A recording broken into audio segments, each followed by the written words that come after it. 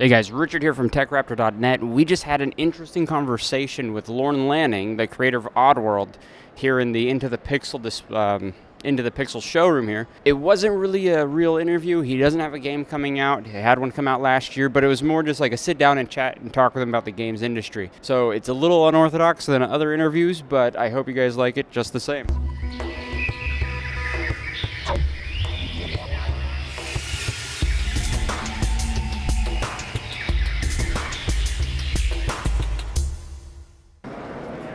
You are the creator of Abe's World and Abe's Odyssey, the whole Oddworld, right? I convinced Sherry McKenna in 1992 that she should. I started trying to convince Sherry McKenna in 1992 that she should start a game company. And the reason I knew that this woman was so brilliant at producing and other things, that A, she could control me, and B, she could control the finances of the clients. So I was like, and C, ultimately the production. I was like, well, that would be a win-win-win. Yeah. And but it took me 2 years, and eventually I convinced her to do it. All right. And so that was 94. But I had this idea about Oddworld that would basically be the paradigm in games was, if aggression is equaling rewards, might we be able to create something where empathy equals rewards? Mm-hmm. And might we be able to have kind of like a Muppets meets the X-Files universe that really plays off of the black comedy of the dark side of globalization? And it was like, well, this sounds good, but no marketing department was going to say, we think slave labor and genocide is going to be big next winter. No. So we had to start building like prototypes to actually show people, and then publishers kind of fell in love with the game. Yeah. And then we were able to get publishing deals, and then ultimately we released Abe Odyssey, the first one, in 97. But for myself, I was trying to surround myself, and we were trying to hire, more film production designers and animators, and bring that into the game industry and do more character development. And have, at the time when I felt like it would be, richer stories that were more. You can be comedic, but more mature content in terms of real issues in the world that I felt like people feel affect them every day. Yeah. Now, people play games to escape the real world, myself included. Right. But we watch movies for that too. But the best movies, the best novels, they reflect something that shows us more about us and possibly points the compass in a direction that makes us all better. Yes, right. And I think that's where I wanted to come from with games. I think you nailed it, though. Yeah. Oh, well, thank you. And I actually have a question about the visual style of the game. It's really distinct. Now, had you already kind of preconceived that idea, or was that wholly from the team of animators? How did kind of the look of it come together? So initially, the target was inspired by. It's funny, there's two things happening that were technological advancements. One was comic books were now being digitally colored, and we were seeing like Image emerge, and it had richer colors than the old Marvel and DC comics, that kind of had dot matrix print. Now it was like digital, and it was like, whoa. So you had comics starting to come out like Spawn. And I was looking at the colors, and they were a lot richer. And my favorite stuff, because I remember early Image and Dark Horse comics were using the new techniques, and it was like, wow, these just feel richer.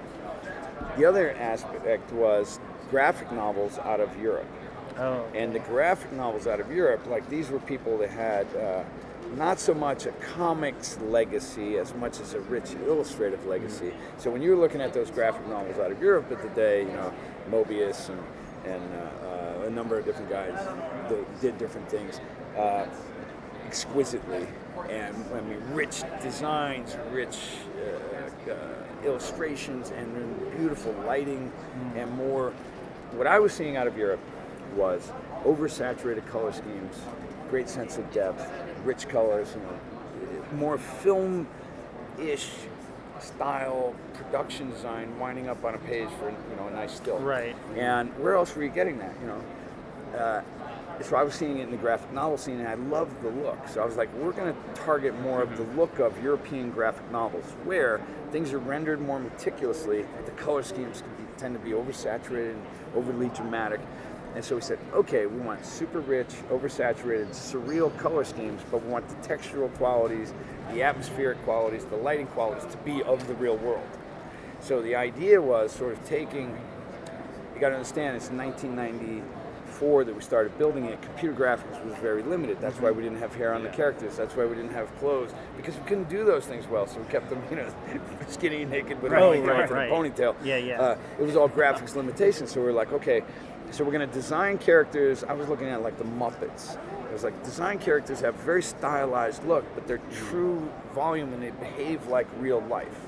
And Toy Story hadn't even released yet. Oh yeah. So and I was like, man, as CG, I just want to tell stories with characters in CG. I just love CG. I was a total CG geek nerd. Especially at the time. That was kind of a big deal around then too. Yeah. And I was trained as a photorealist painter. So the idea of lighting was like, photorealism is really about understanding lighting, really. Yeah. And so I was trained as that, and then I went into visual effects and doing visual effects in Hollywood. That's where I really, in the film business, where I really learned CG, aerospace, and then was like, okay, where can I tell the stories using this medium? And that was, I figured out games before people in film were interested in games. Yeah. And I was like, well, I think you're kind of silly for not being interested in games, but I'm going there. And they're like, you're crazy. They look like shit. And I was like, are you kidding? This is a miracle what these guys doing with the 128K of memory. Like, you don't understand their science. They're saying their science is miraculous. And it's all going to change, and chips are going to get here. So eventually, all the filmmakers are going to want to be making games. Like, this was obvious to me. Now they all want to make games, and no one wants to support them because they don't know what they're doing, because they didn't get in when they should have. No one likes some games based on movies anymore. Yeah, exactly. So as in terms of a look, it was really about defining a new simplicity and economy CG, where we could then also have just beautiful lighting in an epic way. And we wanted to create, when I first played Myst, I was like, whoa. Yeah, Myst was I want to go there. And for the first time on a screen in an interactive product, I wanted to go, in a game, I wanted to go there. Right. Yeah. Not just hope to see what was on the next wipe. Right. And I was like, wow. So if you think about Myst and how beauty and production design created a Z pull into the scene. Pull, as we describe, in game design, like what's pulling me towards. I know there's an emboss, so I'm pulling towards the emboss. That was Myst. And then I was also just totally. I loved Blackthorn. Blackthorn. I loved Prince of Persia, and I loved most Flashback. Oh, Flashback was great. So you had these games that, to me, I was looking at. I was like, starting with Prince of Persia, it was like, whoa. I feel like, as crude as the graphics were, because Jordan Mechner had rotoscoped real walking animations, which is what we did for Abe, I felt like, I was like, wow, for the first time, I don't feel like I'm playing Donkey Kong or something where I enjoy the game, but for the first time I feel like I'm playing an actor in the game. Like I have control over a life form, because a little more attention to the animations. It might have been slower in response time, but I felt like I had to get a living guy up there, and maybe he just didn't move that fast. So I was like, wow, how do we take that and really up the story quality, up the empathy factor, up these things. And so if you think Flashback meets Myst, and if you think of the Muppets, and if you think of Abe's GameSpeak screen right at the beginning, well, neat, that was really about trying to create sort of digital puppets that you would care more about in a platformer, story adventure landscape where, kind of Flashback meets Myst, meets the Muppets, meets the X-Files. Which I'd say you achieved perfectly. Well, thank you. Thank you. I appreciate that. When Abe's Odyssey first came out, I wasn't a gamer back then. I was growing up, wasn't on play games in the house kind of thing. But I would borrow my friends' magazines, and I'd be like, I'm going to read these magazines. And I remember seeing it, and you had this totally different look in the game. It was just very like, eye-catching. And it was crazy, and you had that following because people loved the game. Even years later, I've talked to my friends. What year is it? 2015 now. Probably about 5 years ago, me and my friends were like, "Oh, remember Abe's Odyssey?" And we would, talk about this game because it had that, impact on us. Even though I just read the magazine when it first came out, it took me a while before I got to play it. But I think that's interesting. You mentioned the rotoscoping, the actors for your animations, which we actually just had an interview with Banner Saga 3. Oh, yeah. And the Banner Saga guys do the same thing now. Yeah. Like, they film stuff in their backyard and send it off to a company to rotoscope. Yeah. And that's a lot of work. Yeah. Like, I freelance visual effects, and I know rotoscoping, and I do it sometimes, and I hate it. So I can't even imagine the amount of work you guys had to go through in the 90s. Yeah, you know, I mean, we don't have we the same tools. Yeah, I remember because we set up a treadmill in a garage, Oh, right? And then we taped the grid behind it. Oh yeah. Right? And then we tried to get as far away with the camera as possible so it was telephoto. And then I would get on the treadmill and walk like Abe. You know, So you're Abe. Yeah. Oh, that's awesome. Yeah. great. Yeah. And then they would rotoscope it. And I was like, if that video footage ever gets out, you know, you're dead. Well, which is actually funny because going back to the Banner Saga guys, I actually asked them if they had uploaded it to YouTube, their test footage like that, and they said they had. Yeah, they put it on Facebook and stuff. Yeah. Yeah. fans I might never, like I it. never Fans wanted might that out like to. that. Yeah, but you look like such a goofball. Yeah. Is that, you know someone's going to do something with it. It's going to be really embarrassing. Did you keep that same kind of method in working with on Abe in the newer games? Like, you just released Well, new and tasty no, last year? because really what happened was the tools expanded quite a bit. Yeah. IK was still very primitive then in '94. We were using Alias software, which has since become Maya, merged with Wavefront, different things. So what happened was the tool set's evolving, and animators having more and more well-trained animators, and having the internet and YouTube, you could kind of look at what you wanted. You could look at gameplay of Abe and you could see what the old motions were like. I mean, we had all the databases and it wasn't quite fully compatible animation, but you could see, the animation. I couldn't take animation that was done in Alias and then drop it into the new characters built for Maya. But the animators were better and they got it. You understood the cycles already. You also you have dynamic animation. So you might make a walk cycle in 24 frames, but you might choose to just play it back slow sometimes or faster at other times. So it has way more flexibilities than you had when we were doing sprites. Right. And say a walk cycle is 17 frames. Oh, it's 18 frames. Shit, we got to dump them all out again. And because it's only going to be 18 frames forever. It's not dynamic. But bringing that back, so in the new and tasty, by that time, I think the tools had improved enough, and we weren't doing new characters, right? So the basic behavior of the old characters was there for the team to see, and they just went about animating them. Okay. But if we were doing new characters that had a new personality, we'd probably just shoot some video and make sure no one ever posted it to YouTube. People do that kind of stuff now. Well, what I used to do too is that's part of the publicity. People get a kick out of it. I used to, and I get that. It's probably smart. I would never be an actor because I don't really like being in front of the camera. But what I would also do is I would also say no. You got a raptor, right? So let's say we're talking about a raptor. I'd say no. It needs to. We would just film my hand. I'd say he needs to walk up like this. Okay.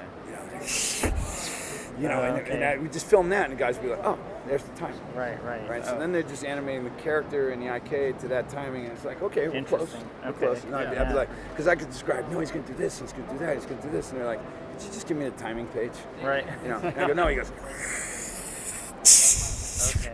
and then they're like, oh, Right, there's they the have it timing. right They there, can bring that in. Just look at the hand, Right. and get enough of a sense of energy, because that's what a lot of animation is about, right? Intent and energy. Do I feel like that thing is intending what it's doing, Right. or do I feel like an animator made it happen? Right. Do I feel like that thing drove itself, or do I feel like it's just someone else's piece of art that they constructed and it's not so convincing? Right. I was always like, I want it to feel like it came from itself. It's a Yes. living art, Yeah. or living form, Yeah. life That's form. interesting. Absolutely. That's really interesting, especially now, because everyone now is embracing motion capture in their games and face capture and all this other technology that is hit or miss sometimes. Yeah. Like, I'm a fan of The Last of Us. I thought that they nailed the cinematics and stuff on that. Other times it just looks awkward and kind of weird. But you guys are still going kind of the old school route. This is true. Animating, and I think that's neat. That's Yeah. now that's unique and that's Well, different. it's bizarre, And, right? Because yeah. originally you couldn't do a human one. No. Right? and so what happens, the more people use the same tools and technology, the easier it is for their work to look like each other's. Yeah. And harder it is to differentiate. Yeah. So if everyone's going out there and motion capturing bipeds as accurately as possible and getting more lifelike moves in and stuff, that's great. So we see the realism factor come up. But they have to do other things to distinguish themselves because right now that's just bringing them into a field of expectations for quality animation, for behavioral animation for bipeds, for humans, right? And so we see a lot of that done pretty perfectly here. But what's really differentiating itself? Now, when I watched Last Guardian the other night at the Sony event, Last Guardian, did you see it? Yeah. That's the most exciting. I've seen some great things at the show. There's a lot of things I could talk about. What am I personally the most excited about getting my hands on? Last Guardian. Yeah. I think everyone's been excited about that for years now. Yeah. So what do we have? What do we have? We have 2 characters in an environment. Yeah. That's it. And then you got some moving mechanics. You got to bridge the brakes. You got some things that get pushed. Some things that happen. But you've got 2 characters. And in the context of that X number of minutes, you saw a relationship between 2 characters that everyone went, wow. Yeah. Right? Kind of great. Now, there's a lot of other stuff out there. It's got all the motion capture running, thousands of characters on the screen, big epic, lots of explosions, lots of gunshots. And it kind of gets harder and harder and harder to differentiate them. Right? So you're walking by and I see a lot of screens. It's tough to tell what the IP is. Right. Yeah. If I see Last Guardian from across the room, I spot it in 2 seconds. Or Armikrog. I think that's the name of it. The clay animated. Oh yeah. That's That's really good. what's his name? Neverhood creator. Yeah, Neverhood. Gee, and I've We're had going to be such talking with him, but he had to go to a Twitch thing earlier, so we missed him. Yeah, and of course, it's just slipping, man. I have had no sleep all week. Douglas Tenapple. I know that feeling. It's Doug Tenapple's game. Yeah. Okay. Yeah. And it's the Neverhood guys. Yeah. Doug Tenaple and Mike Dietz, who's animator Mike, over there, really good. So those guys, they're bringing a style, right? Yeah. How do you feel when you see that? Are you seeing other crowd reactions? How are they feeling about that? Everybody says they love it. Yeah, it's because it's really distinctive. It looks great. So distinguishing yourself is hard, right? Yeah. And so I think of it this way. There's going to be a lot of shooters that we see on the floor here that aren't going to make it. But they spend a lot of money to get there. And the reason they're not going to make it is that they're not differentiating themselves in some quality way, right? Now, anyone who saw still frames of Minecraft before they knew what it was probably wasn't impressed, right? Because its graphics was not what was making it special. Then when they got into what is the chemistry of this thing? Huge deal. Explosive, right? Yeah. But so it differentiated itself in a completely unique way, and graphics was not a part of it. Right. If people are just trying to get more and more and more real, what you wind up with is eventually you have people with movie cameras. Yeah. Basically, and now they can all shoot the same shit, and it all kind of looks the same. There was sort of an explosion of that too in the '90s as well, during that era of your first game, because they had the FMV, Command and Conquer. All the FMV games where it was actual just movie cameras. And that could be making a comeback because Rock Band or Guitar Hero Live is a lot of just live video footage of the crowds and stuff now. Okay. Mm-hmm. It takes out How would you think of that? I didn't get a chance to play it, but I walked by, I looked at it. It looks like it's fun, but not it's funny. Did you go over to the Disney booth? I've not gone by. Yeah, we haven't been by Disney. Okay, check it out, right? And they've got the whole Infinity lineup of casts of characters out of the Marvel universe, out of the Star Wars universe, with the figures Disney, too, and all that. Yeah. So check it out, because they got this jewel case of all these 3D printed characters. They're really wonderful. But what's interesting is every one of those unique IP, the Pixar IP, the Marvel IP, the Disney IP, the Star Wars IP, and what is it? It's all unique signatures, right? Yeah. Really unique brand signatures, and typically unique animation, right? Pixar's animation, Disney's animation, Marvel's now really about movie making, comic books and animation, crazy characters. And then if I'm just doing here, I got a guy and he's so-and-so and he's going to do a bank job, well, someone's done that. And they kind of block on it. Well, okay, he's a commando and he's with a team of troops and they do that. Well, it's 20 people doing that. Yeah. There's 4 big franchises, so how are you going to get there? But if you're going, I got this clay guy. Yeah. He's going to have this goofy pet that they go try and conquer this world with these other crazy-looking, claymation things. You're like, what's that about? Yeah. What's going on there? It's just different. Yeah. At least that's how I think. And I think different means you're not going to sell, unless you're Minecraft. Maybe No Man's Sky nails it with what they're up to, that they become a Minecraft. I don't know. I haven't played myself to know. But different, like the first Eco, like Journey, like what was it? Flower Bloom. What was it called? Bloom on Bloom. I think. I missed that one. Flower. I forget the name. Where you play like the petals. Yeah. Really same design from Journey. Great, that game company, right? Great stuff. Not the biggest sellers. No. Right. So they're winning games of the year. We, as an audience, love that. We, as the game builders, herald those games more than the $100 million, epic. Right. But if you're going to make that stuff, you got to, and this is where I think like the claymation stuff, it's not going to be the biggest hit. So don't try and spend the most money. Yeah. Right? Like Scorsese used to say, they're always trying to give me $60 million to make a movie, $90 million to make a movie. I only remember making a movie for $15 million because I know my audience. And they're going, spend more so we can have a bigger movie. And it's like, it doesn't matter. I don't have a bigger audience. Right. People that appreciate my films, there's kind of this many of them. And if I make it for here, you're going to want to keep on making films with me. And you're always Right, going 'cause to you're come gonna out make money. positive that way. But if you go here where you want to go, I'm not going to hit it, and I'm going to be Yeah. a loser, and you're going to think you don't want to work with Right. me anymore. That was really smart observation, It is, being self-critical, absolutely, right? Yeah. If you're Michael Bay and you want to say, I can spend $300 million because I know my market, it's for teenage boys, I know them well, I don't care about the critics, I care about them, I Right. care about the movie theater on Friday night, I care about they might be getting some with their girlfriend when they see it, Yeah. and I'm just going to whiz bang them to death, and I know I can return a profit. Go, Do that, go get the yeah. $300 million, let the studio own it, direct the picture you want, he understands his market, he knows what he's doing, Yeah. and he's not Scorsese. Right. Right? And no one's going to argue that Michael Bay is a better filmmaker than Scorsese. Everyone's going to say Michael Scorsese is Right. just this epic talent Right. that's capable of making irreplaceable films. I don't think anyone's saying that about Michael Bay. But one guy's making a lot more money for the people than the real auteur is. So the real auteur, the person who wants to make a claymation game, an Right. Oddworld game, they got to realize, I'm not going to have that audience. I'm not going to have the success of something that really has a chemistry that's going to take off in a massive way. That's not what we do. But what we do, there is an audience for it. So what we have to get more careful about is, how you spend and how you invest and how you make aware, how you can do that as little guys. But if you're going, just keep on giving us money and just let's spend more and let's make it great, Well, you might be, building, as an investor once said to me, the platinum-plated horse crop that Right. no one wants. Yeah. Well, it's and the best plus- one going, but no one wants it. I would say games like Oddworld and The Neverhood and things like that capture hearts more than they capture $1 billion. Yeah, I yeah. mean, I grew up with Oddworld. A bunch of my friends grew up with Oddworld. It's a title we all remember fondly and think of fondly, and I think that's more important than like the So we next have- $2 billion game that comes out. Well, I appreciate that. Wall Street doesn't care as much, right? But I appreciate that. And what I think is that it's really like having a better audience of who cares about what. So even at a low dollar, if we release a low quality, you're going to lose faith in us of a brand. It's going to give you less confidence about what we deliver next. If we keep on delivering quality, not everyone's always going to agree. You're always going to have critics. But if we keep on delivering quality, and you can keep them being like, you know what? We support them. They keep doing it, and when they do it, they make us happy. They're real. Yeah. They're real. We support them. They build real stuff. We're happy. They stay true to their roots. That's important to us. Yeah. If we can keep that relationship going, great.